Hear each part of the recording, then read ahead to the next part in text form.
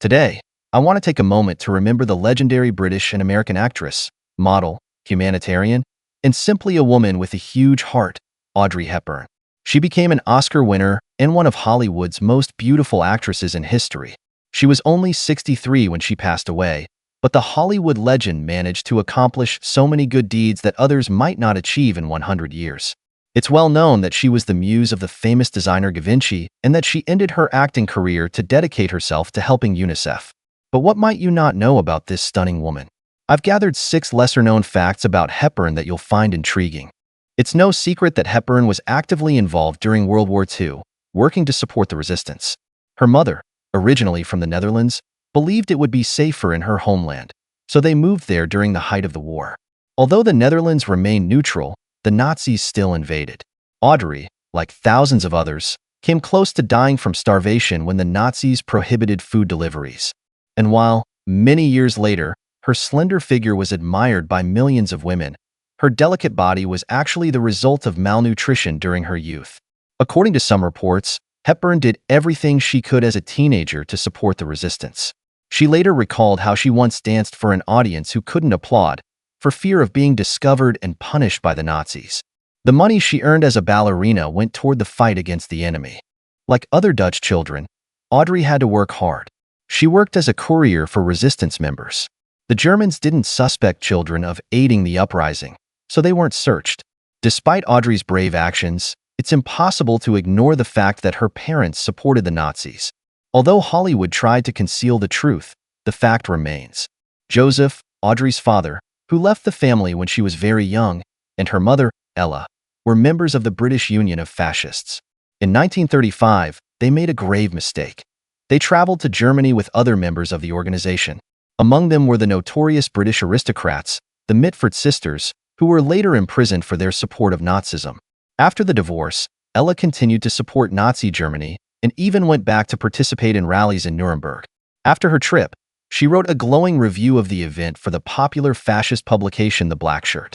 Later, the British House of Commons conducted an investigation into Joseph's involvement in creating a newspaper that promoted Nazi ideology, and he was detained for the duration of the war as an enemy of the state. Had the public learned in the 1950s that Hepburn's parents supported Hitler, her Hollywood career would have been impossible. However, today we can admire the correctness of her own views. By the time Audrey Hepburn took part in the filming of Sabrina, she had already become a star in America. However, not all fans of the elegant actress may have known that the on-screen romance grew into something more and led to a real-life affair. It was reckless of Hepburn, given that everyone knew William Holden was a womanizer, whose wife artist tolerated his antics. She turned a blind eye to his numerous affairs, considering them to be insignificant flings. Moreover, Holden had often introduced his wife to his lovers. But this time, artists realized that Hepburn, with her intelligence and sophistication, could be the one to cause the downfall of their marriage. Holden, in fact, planned to leave his wife for the young starlet. There was only one problem. Audrey desperately wanted to have children. She openly confessed to her lover that she wanted to build a family with him and have children, but he admitted that he had undergone a vasectomy years ago. This led to their immediate breakup.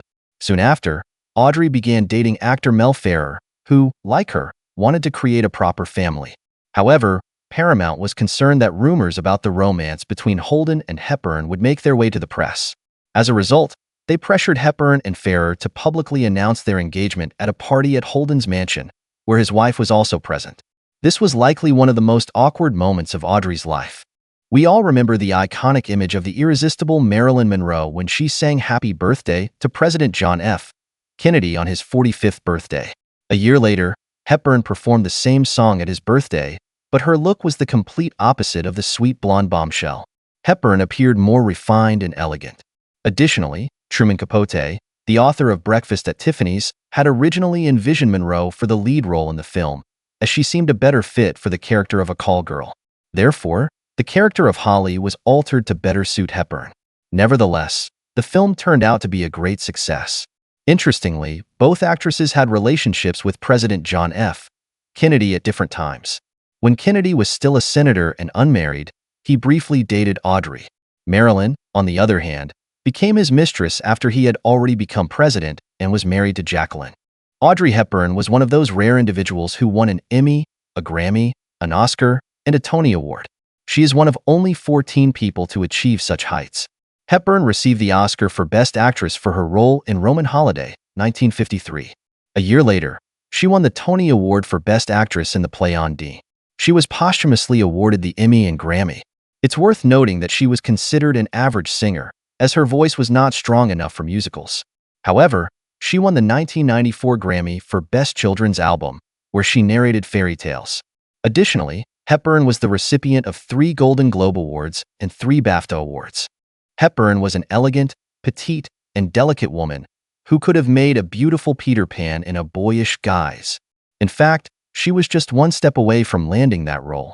However, at the time, the rights to J.M. Barrie's play were held by the Great Ormond Street Hospital for Children in London. As a result, the hospital filed a lawsuit against the Disney Company, which released its animated version of Peter Pan in 1953. The plans of director George Cukor, who wanted to cast Audrey in the film, were never realized. The movie was never made, as the legal matter wasn't settled until 1969. As we know, in the end, the role was played by Mary Martin, who was 46 years old at the time. As we know, Hepburn nearly died during World War II. To survive, she had to eat tulip bulbs. Many years later, in 1990, a new hybrid variety of tulips was named after her. The white flower was named Hepburn, in honor of her acting career and her years of service for UNICEF. During the ceremony, Hepburn gave a thank you speech in Dutch.